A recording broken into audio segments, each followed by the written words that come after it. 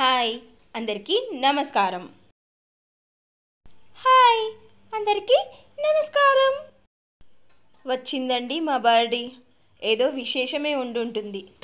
ఏంటి బర్డీ, ఎందుకు ఇలా వచ్చావు సడన్గా?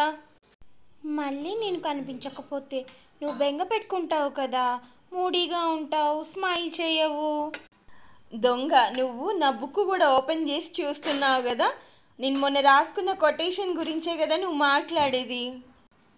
అదేమన్నా కొత్త విషయమా? నువ్వు రాసుకున్నది అందరికీ తెలిసిన విషయమే కదా. నాకు తెలుసు నువ్వు ఇలా అంటావని.